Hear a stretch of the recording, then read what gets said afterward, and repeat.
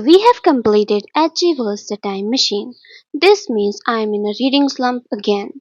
Not reading slump particularly. I just feel like I'm so mentally exhausted and I don't want to pick up another book again.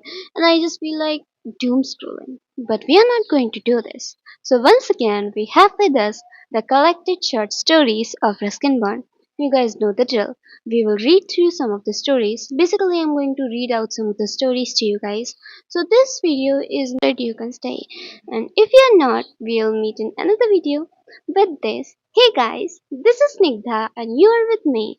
And today once again we are going through collected short stories of Ruskin Bond. One little refinement that I have made is we are not going to flip through the book.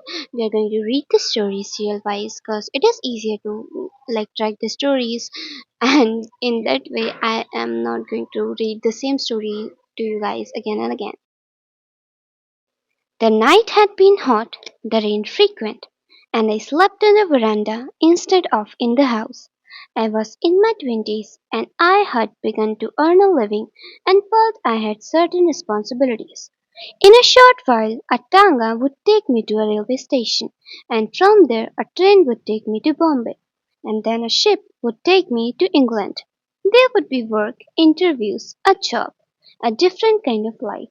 So many things that this small bungalow of my grandfather's would be remembered faithfully, and rare moments of reflection.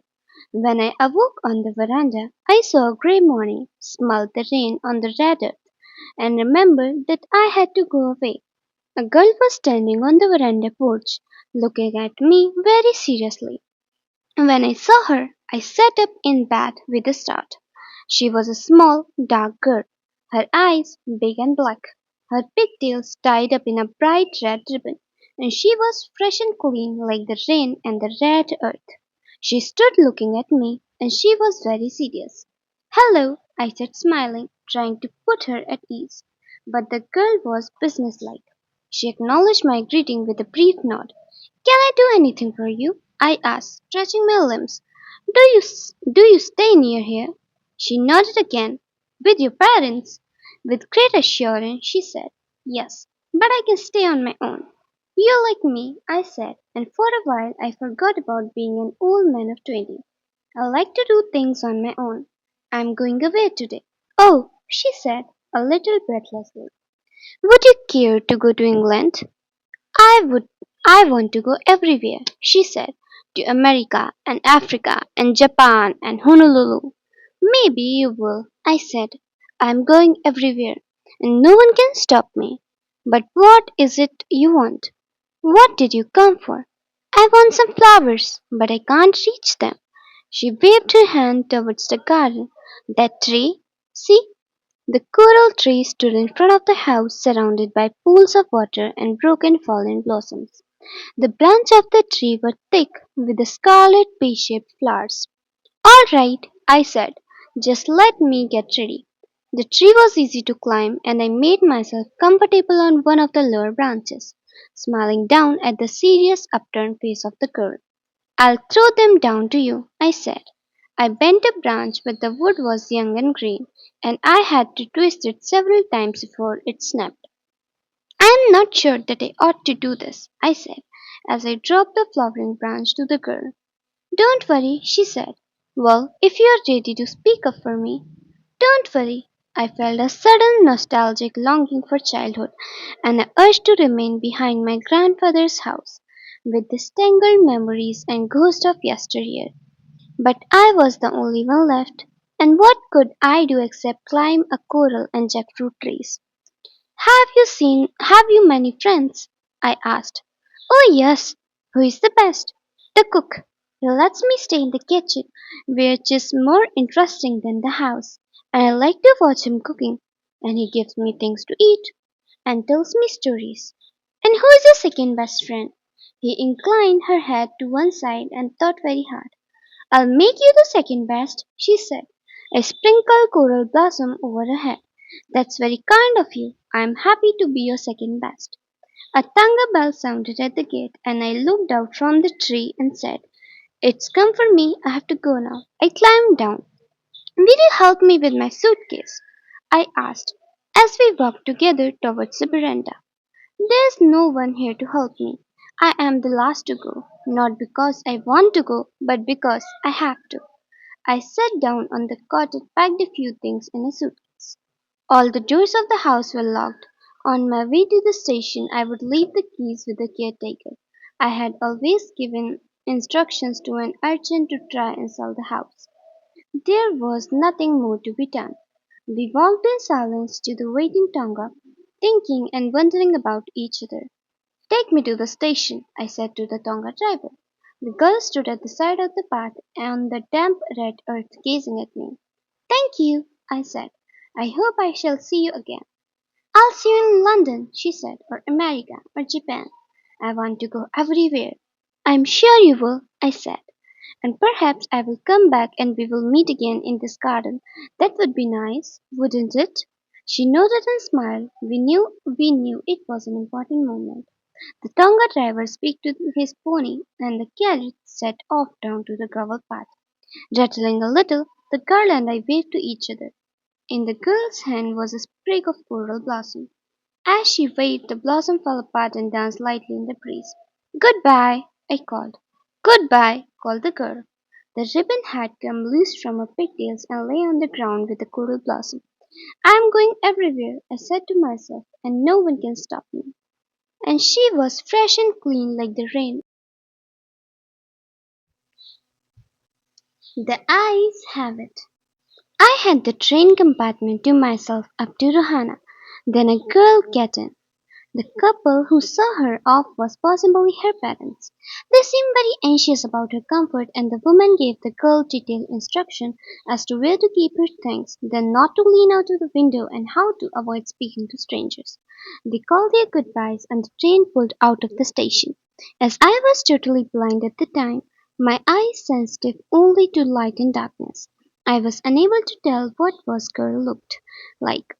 But I knew she wore slippers from the way they slapped against her heels. It would take me some time to discover something about her looks, and perhaps I never would. But I liked the sound of her voice and even the sound of her slippers. "Are you going all the way to Dehra?" I asked. I must have been sitting in the dark corner because my voice startled her. She gave me a little exclamation and said, "I didn't know anyone else was here." Well, it often happens that people with good eyesight fail to see what is right in front of them. They have too much to take in, I suppose, whereas people who cannot see or see very little have to take in only the essentials. Whatever registered tellingly on your remaining senses. "I didn't see you either," I said, "but I heard you come in." I wondered if I would be able to prevent her from discovering that I was blind. Provided I keep to my seat, I thought it shouldn't be too difficult. The girl said, "I'm getting off at Saharanpur. My aunt is meeting me there." "Then I had better not get too familiar," I replied. "Aunts are usually formidable creatures." "Where are you going?" she asked. "To Dehra and then to Mussoorie." "Oh, how lucky are you! I wish I was going to Missouri. I love the hills, especially in October." "Yes, this is the best time," I said, calling on my memories. "The hills are covered with white dahlias. The sun is delicious, and at night you can sit in front of a lava fire and drink a little brandy.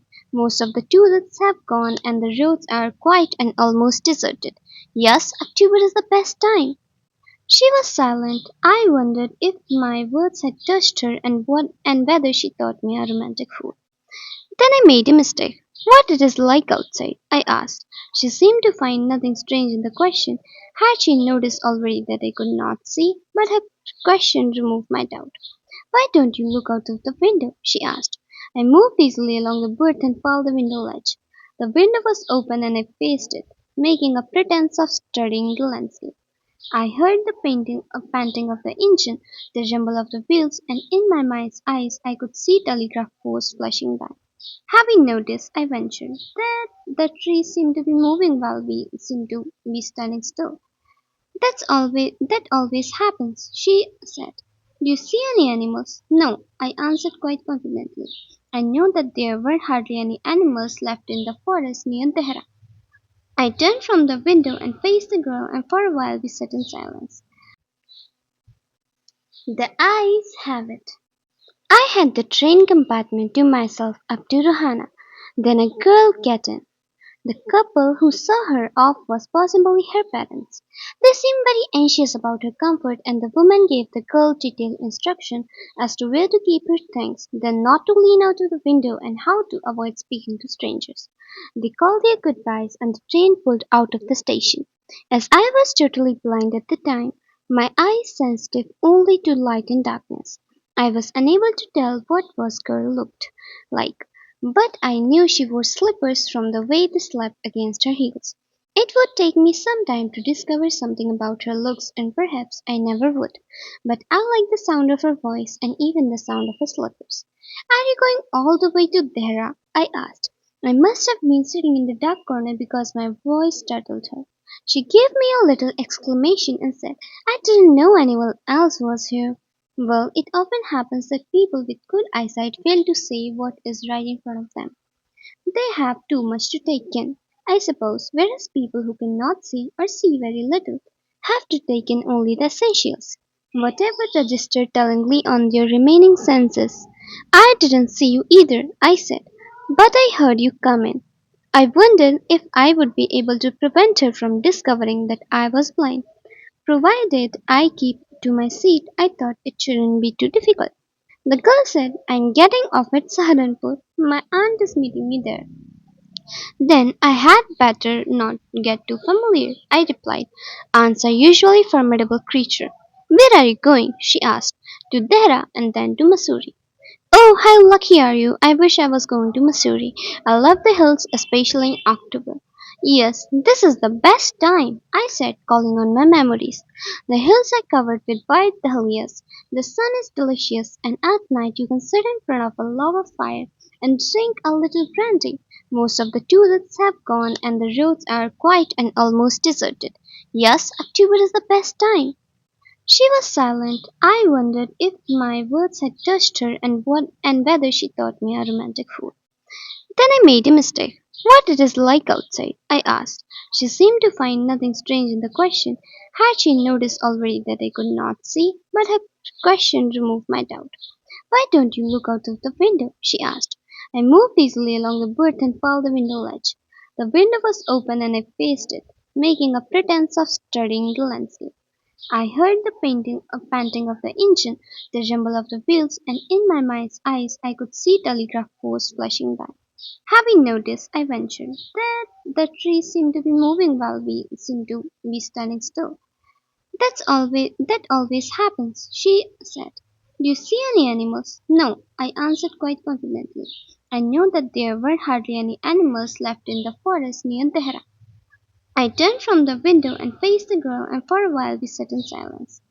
"You have an interesting face," I remarked. I was becoming quite daring, but it was a safe remark. Few girls have resisted flattery. She laughed pleasantly, a clear, ringing laugh. It was nice to be told I have an interesting face. I'm tired of people telling me I have a pretty face. Oh, so you do have a pretty face, thought I, and aloud I sighed. Well, an interesting face can also be pretty. "You are a very gallant young man," she said. "But why are you so serious?" I thought then I would try to laugh for her. But thought of laughter only made me feel troubled and lonely. "We will soon be at your station," I said. "Thank goodness it's a short journey. I can't bear to sit in a train for more than 2 or 3 hours." Yet I was prepared to sit there for almost any length of time, just to listen to her talk. Her voice had the sparkle of a mountain stream.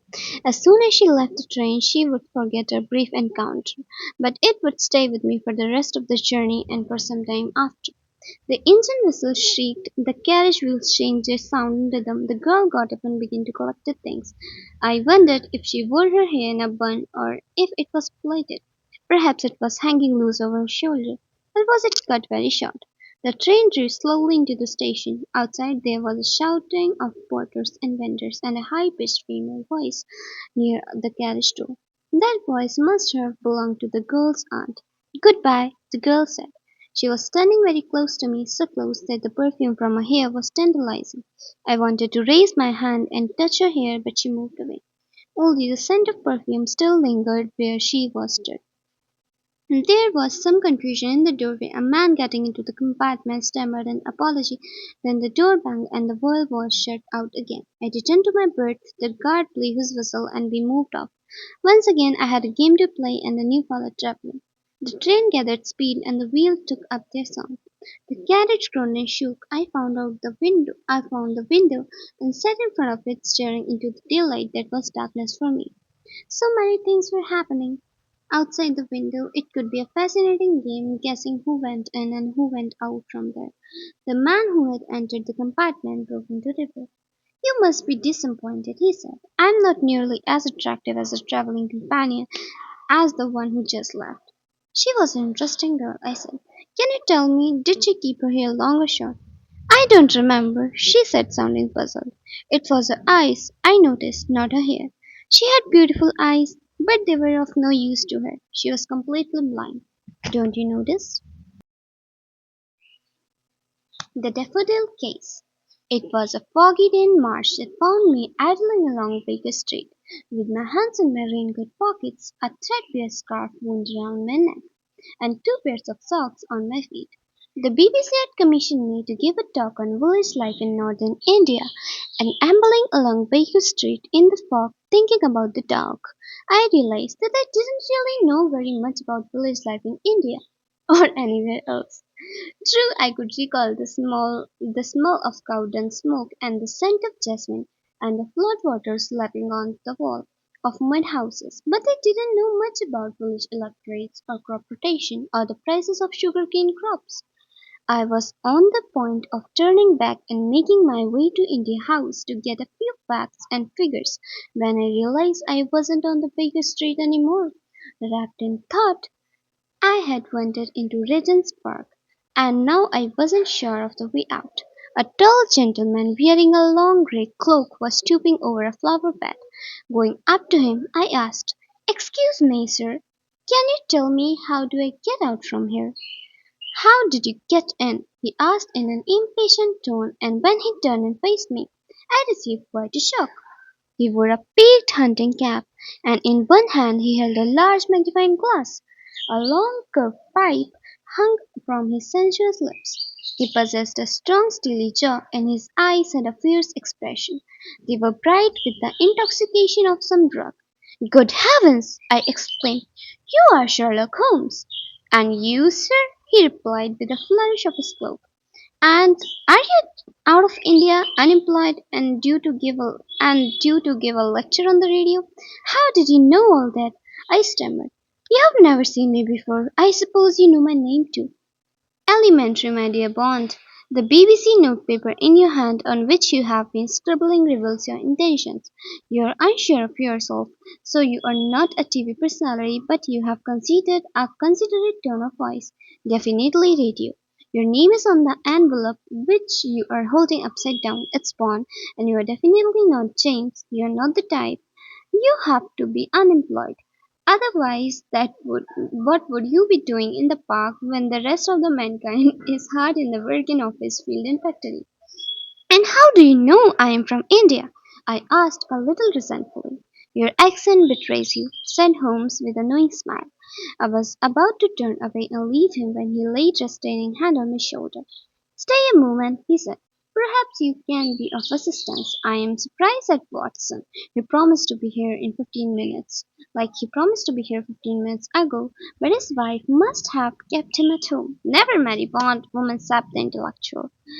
"At what way can I help you?" I asked, feeling flattered now that the great man had condescended to make me into his confidence. "Take a look at this," said Holmes, going down on his knees near a flower bed. "Do you notice anything unusual?" "Someone's been pulling off daffodils," I said. "Excellent, Bond. Your power of observation is as good as Watson's. Now tell me, what else do you see?" "The ground is a little trampled, that's all." "By what?" "A human foot, in high heels, and a dog has been here too. It's been helping to dig up the bulbs." "You astonish me, Bond. You're quicker than I thought you'd be.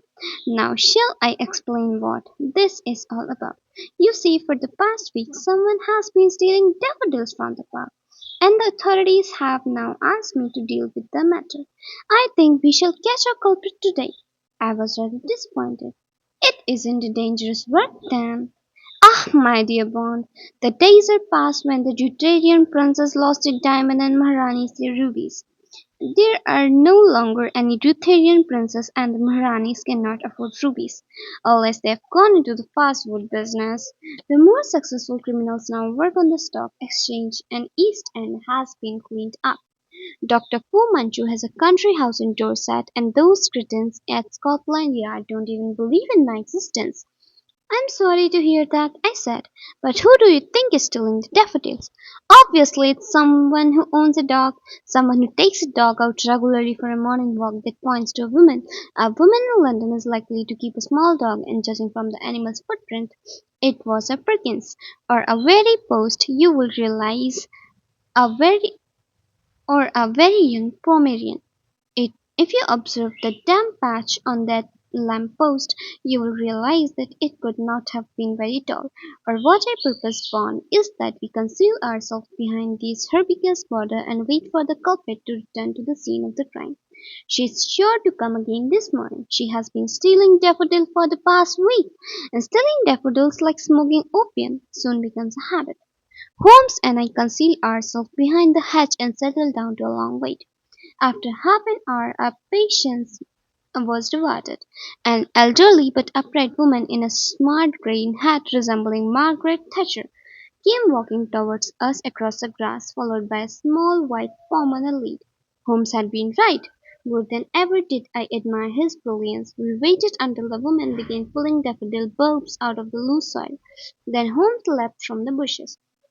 "Ah, we have you, madam!" he cried, springing upon her so swiftly that she shrieked and dropped the daffodils. I bent over to gather the evidence, but my efforts were rewarded by a nip on the plasterer from the outraged Pomeranian.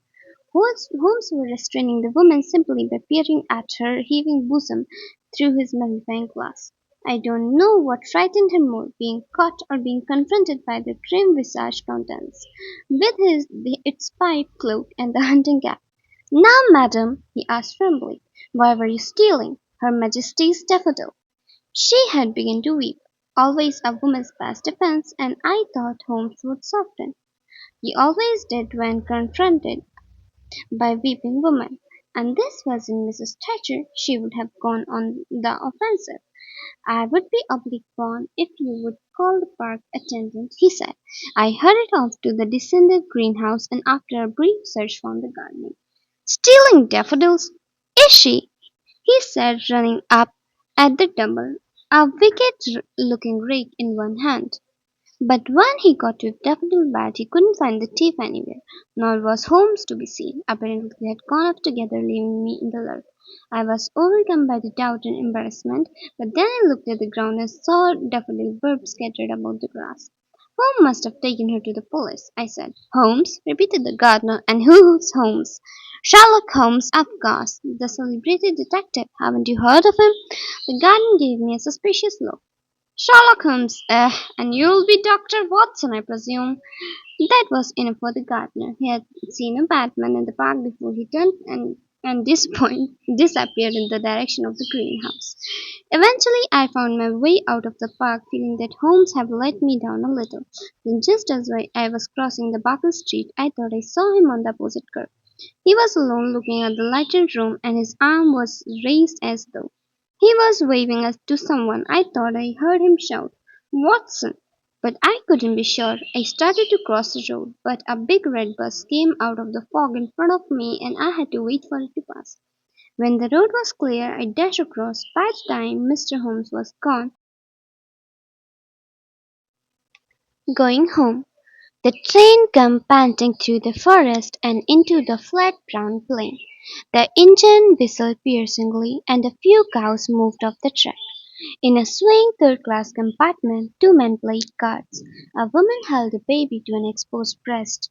A sick laborer, wearing brief pants, lay asleep on the upper bunk, snoring fitfully. An elderly, unshaven man chewed the last of his pan and spat the red juice out of the window. A small boy, mischief in his eyes, jingled a bag of coin in front of an anxious farmer. Dayaram, the farmer, was going home, home to his rice fields, his buffalo, and his wife.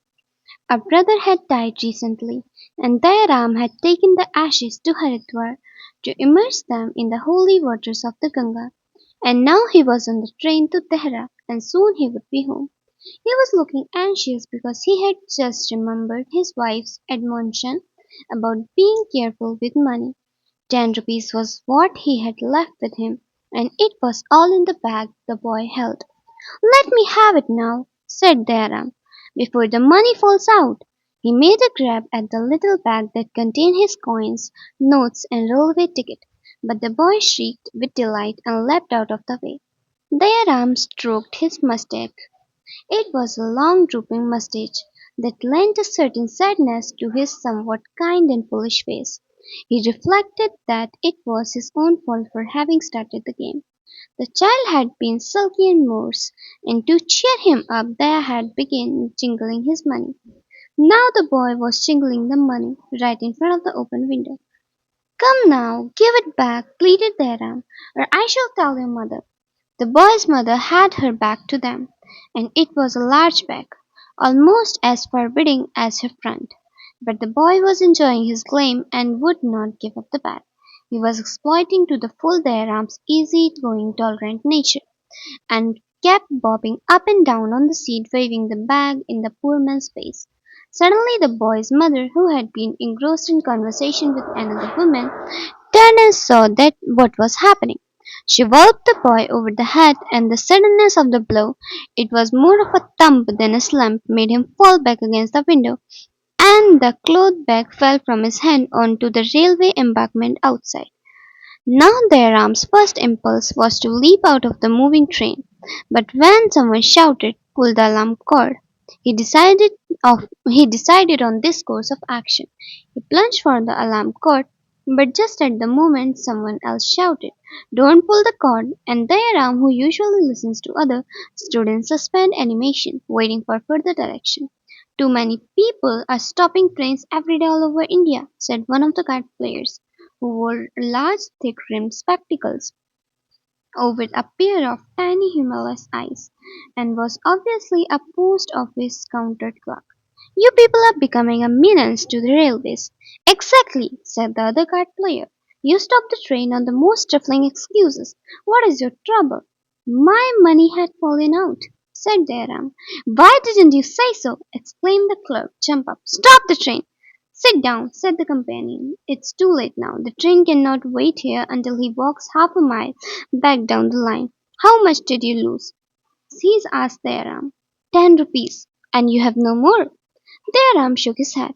"Then you had better leave the train at the next station and go back for it." The next station, Harawala, was about 10 miles from the stop where the money had fallen. Jairam got down from the train and started back along the railway track. He was a well-built man with strong legs and dark burnt skin. He wore a vest and dhoti and had a red cloth tied round his head.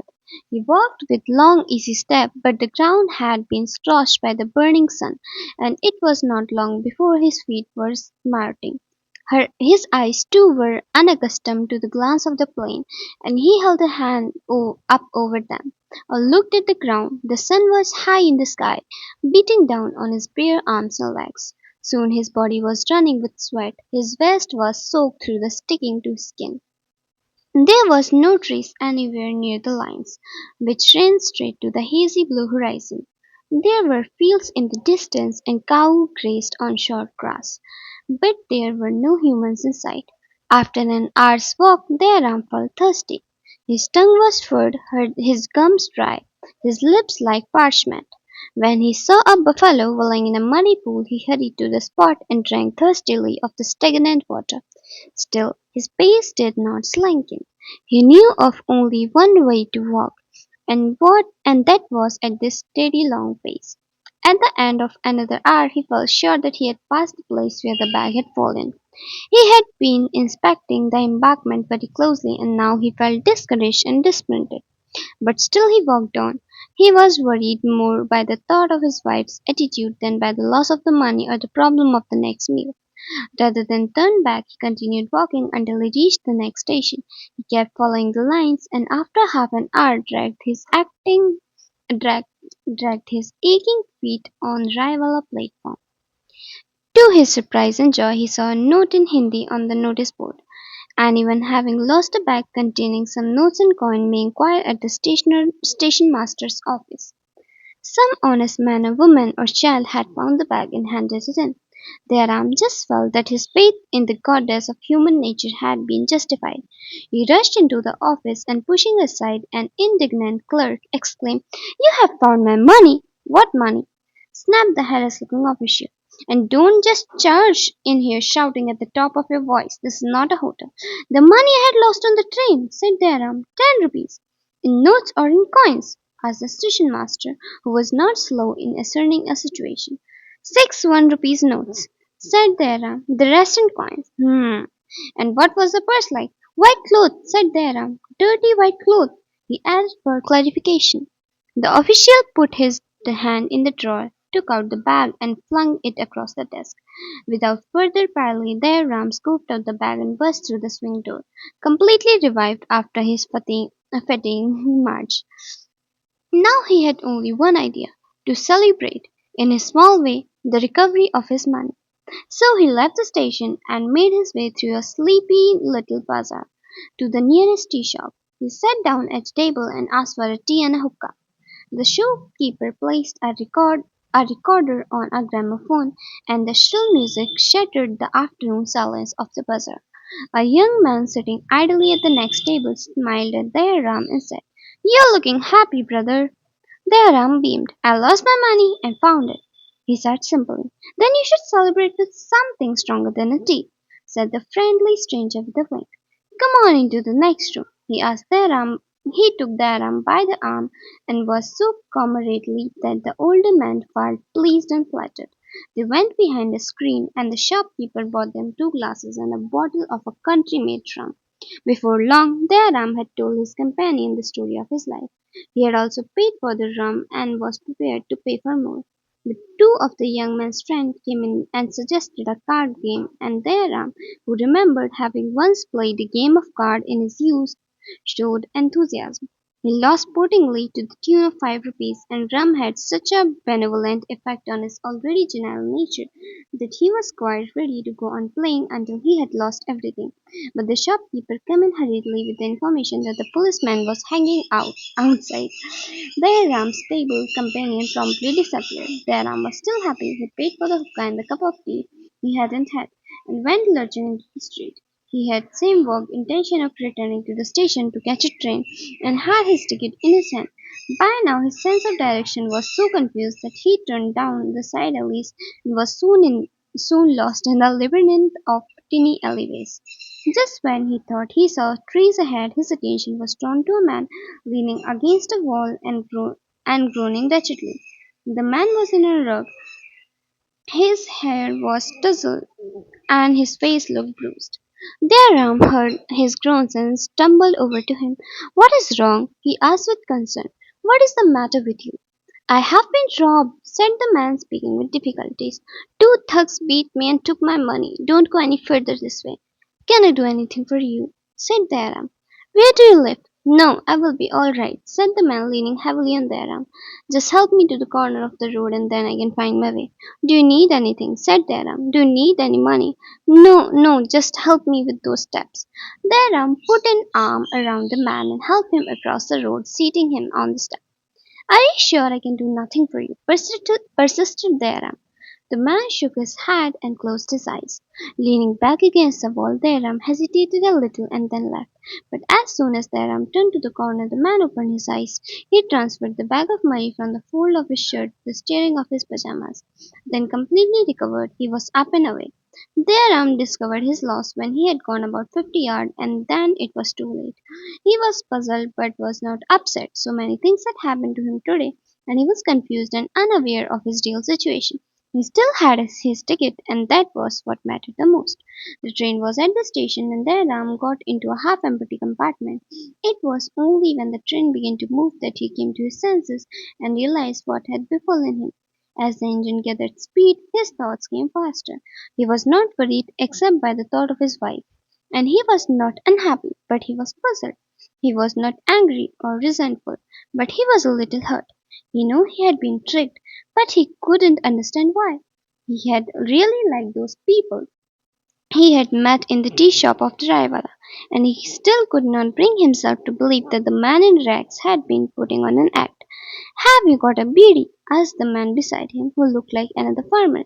Jairam had a beedi. He gave it to the other man and lit it for him.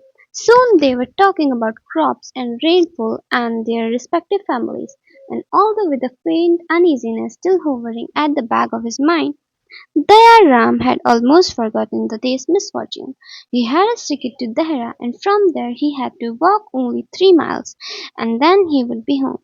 And there would be hot milk and cooked vegetable waiting for him. He and the other farmer chattered away as the train was panting across the wide brown plain. So this was it for today, and since the video is getting too long, we'll stop here. And don't worry, we'll keep coming back to this book again since it is one of my very dearest book. And with this, if you are here till now, very thank you. And with this is Nitha signing off. Thanks for watching.